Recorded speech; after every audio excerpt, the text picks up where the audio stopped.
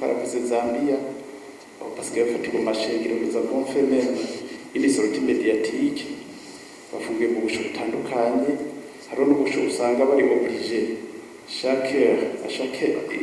kwisa ihera bateza kubasuka kw'amazi n'indobo kubera baba bapfungiwe mu busho bushushe cyane bagateza kubaroza comme on arrose des carottes ou des tomates. Rero tuje kuri santé baravuga ibijanye na qualité de la formation. Est-ce que mwiyo mbono la qualité de la formation tere que dufise la formation mu Burundi en matière de la santé turabanyuma ku isi no muri EAC nitwe twenyene tugikoresha ba A3 mu bitaro nitwe twenyene kujya muri reanimation hakigwa n'umuhaturu ukazovugwa n'umuinfirmiere aturu dahere babitareze infirmiere kuzije bito rasanga nitwe twenyene ngayi Burundi kuri qualité de la bijanye na santé mu Rwanda here muri Rwanda no muri EAC barababwira yuko le niveau minimal ari niveau licence sa iruhande yacu le niveau minimal ni licence kuko uberangaje muri santé ayo 400,000 350,000 ntushobora gupanga inzu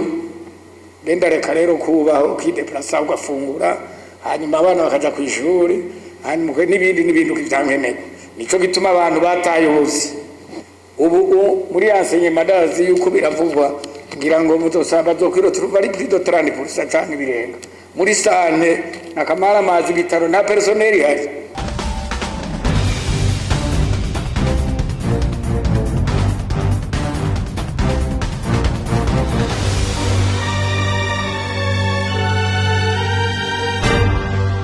nitwa niyo nkuru Fidele ari mu ndongozi za sendika Sinapa niyo kwa muganga abakozi bo kwa muganga. Imbono kazoza ni imbono nziza, ni imbono utafisi yaza ntagiri yava mugabutangura kuraba yuva kugira urabi yuva en terme clair muri notamment muri santé publique murambaranza kumanza kucasane ari cyo bita d'évaluation rétrospective na prospective kuko ubanza kwanaliza aho ari uri ugacurabiyuje ushobora kurabiyuje rero utaravye uri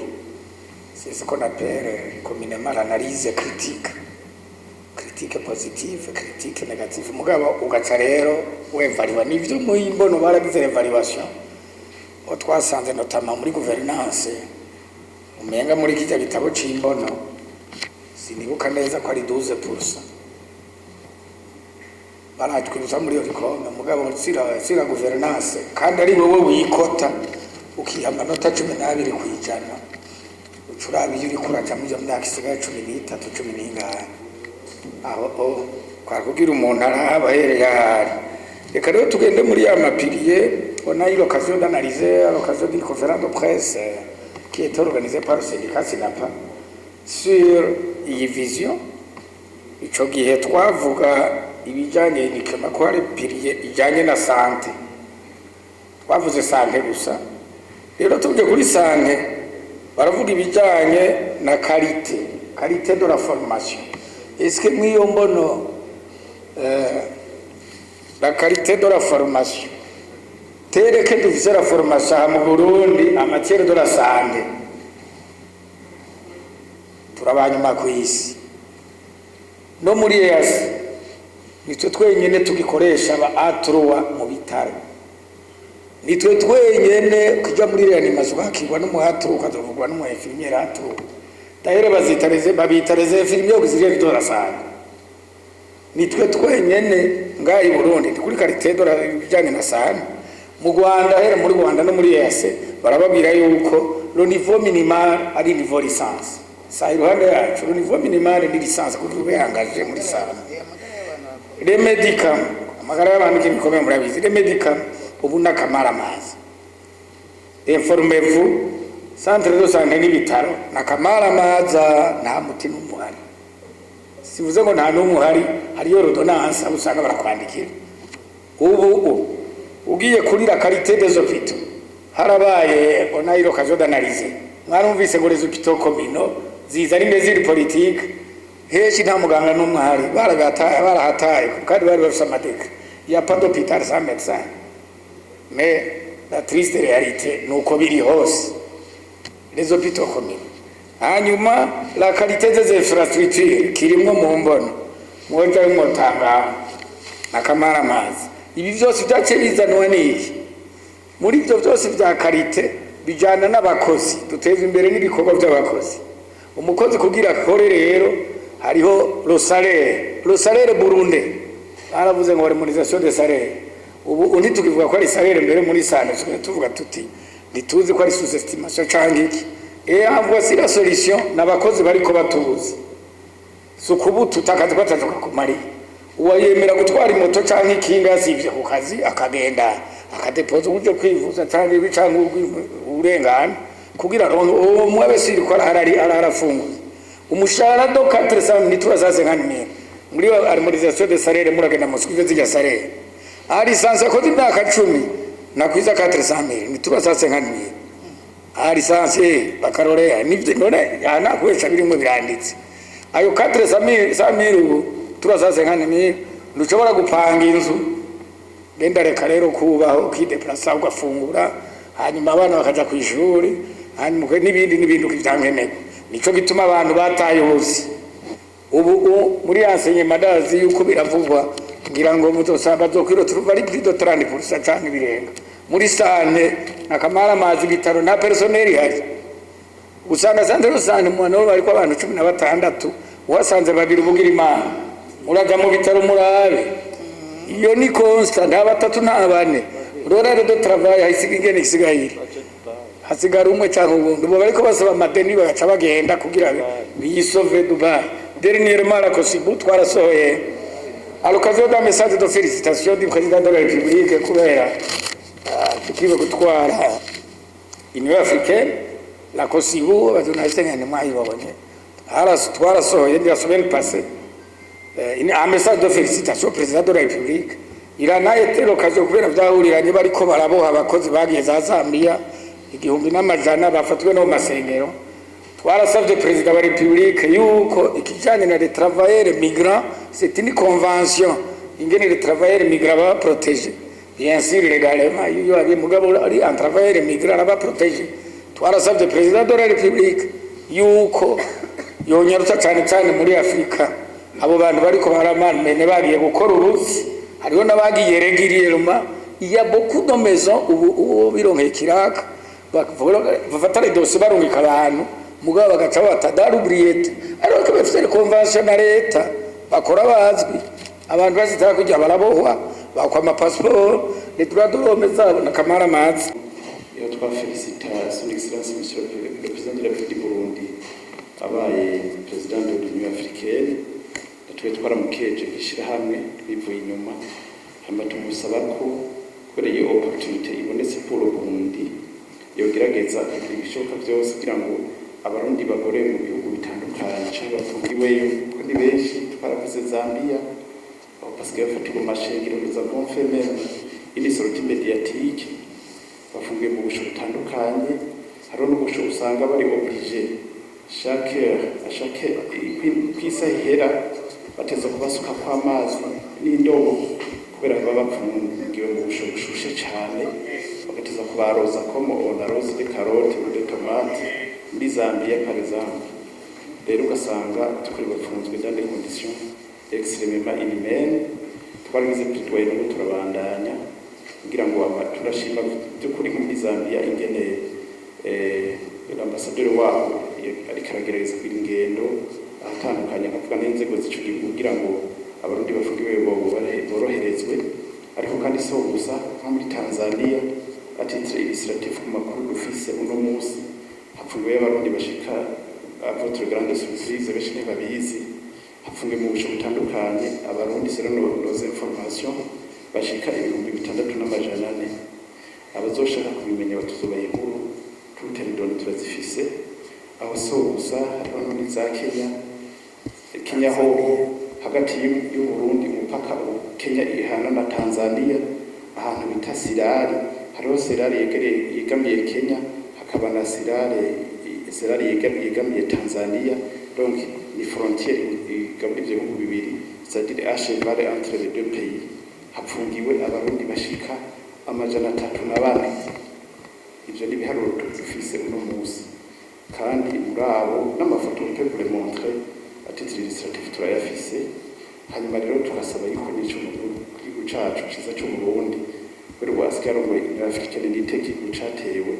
yogerageza kuvugana n'ivyo n'abakuru b'ibihugu b'ivyo bihugu kugira ngo barabigene abo barundi bavuge ko ibyo bihugu bakoroherezwa bibaye ngombwa bakarekurwa bagapfungurwa bagataha mu Burundi, kubera umuntu ntabafashwe n'imifaso irigiriye aguma ari umuntu agateka cy'ubutiza tuguma kubahirijwe. Abashobora kuba bo mu bihugu bagakorerayo bakabareka bagakorerayo mugabo hose, abashobora kurekurwa bagataha bakabara patriye mu Burundi. Ariko kandi yaba byakunda twasaba n'ishami ryacu Burundi Sowe ton frère yuko les ambassades bovugana n'ibihugu bakanegosya diplomatiquement ingene les ambassadeurs bari muri ibyo bihugu bashobora guha quelques pièces de documents de résidence muri ibyo bihugu, les documents de voyage bajanye mu passeport amarese passé aba yaheze. Byo bafasha cyane kugira ngo abarundi birabagora kugarukira mu Burundi ku numero yo document bice bibagora kubura, biba bizimvye n'ibikingendo n'amatike ntibyoroshe. Ikindi nacu dusaba nishira mu ONS wetumfire, turasaba yuko hobaho ntuzenya leta yo publia des agences de recrutement de placement de la main d'œuvre des étrangers, ikazipublia abarundi bose bakazimenya, kuko benshi ntibazizi. Hariho nyinshi zabayagiriye plutôt hafi 30 mugabo benshi ntibazizi, ko usanga rero c'est nos informations les activités que turakora twasanze hari ama agence ari fictive ikika mukiza akarokita sura casquette des agences ziri agirere également kumbe mugazi tari agereye. Basanga rero iyo umuntu azinjiriyemo ngo agiye guhabwa akazi nk'i Dubai canke ahandi, bashize mu mashini w'ico gihugu amaze gushika bagashiramo mu mashini passport yiwe ayidiwe ntibayitora, kandi batayitoye kubera yaba yabayirokije kandi agence frauduleuse acafatwa. Kurumva n'icyo gihe aba yarahenzwe kubera yabayirokije kandi agence qui n'est pas légale et qui n'est pas agréée par le gouvernement du Burundi. Rero kubera bica online hari ama agence menshi rokita online, Facebook, WhatsApp etc. Naho turakorera ivyigwa cyane kuba tuzobaranze public rapport avec ça nuko twasanze ayo agence kuri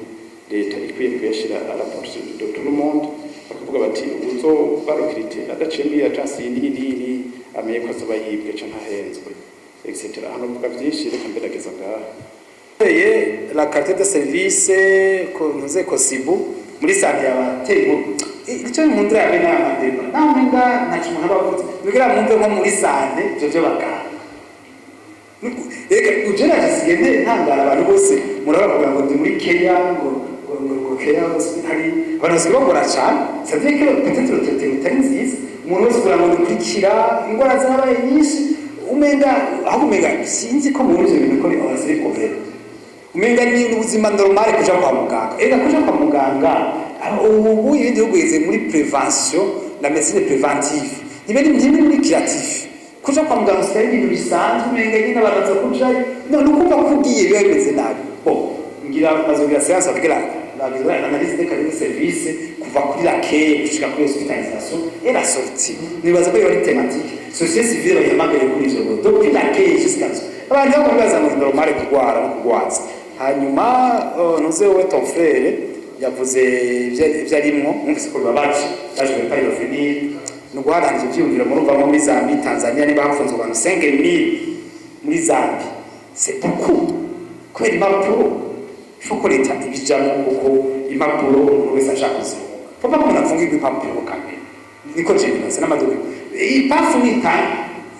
ni fwiduza bijye ajya amafaranga bw'abantu baronka impapuro n'ibindi bijanye n'ibindi. Ambassadeur wa Zambia ariko arakora ni vyiza, Kenya, Sirari n'ibindi ivyo ntawe bivuga mugabo papa ko ndafungirwa ama service ama document fuko abantu bakwije papa ko umuntu akubitwa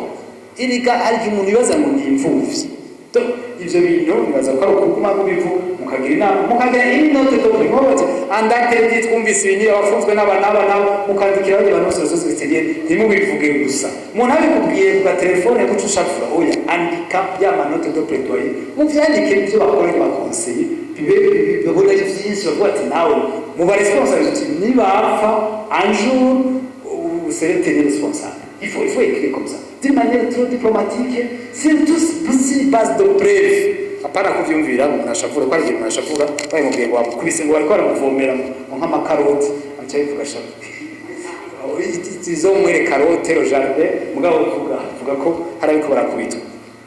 Les pièces ko bozitanga bovyohereza là je ne vais pas y revenir ndabona les agences de recrutement c'est important ko les agences de recrutement zimenye ngo abantu bagere ko biruzi abantu ushaka kubaza kuja kondera akazi kandi c'est pas mal umuntu agiyeronka $200 umuntu akavunja kuri marché akafasha wiwe je pour moi simbona ko umuntu akwe batamukeneye umuntu naje kondera handi c'est mon point de vue agora ngora abantu bakumenga no bakumaga kumenye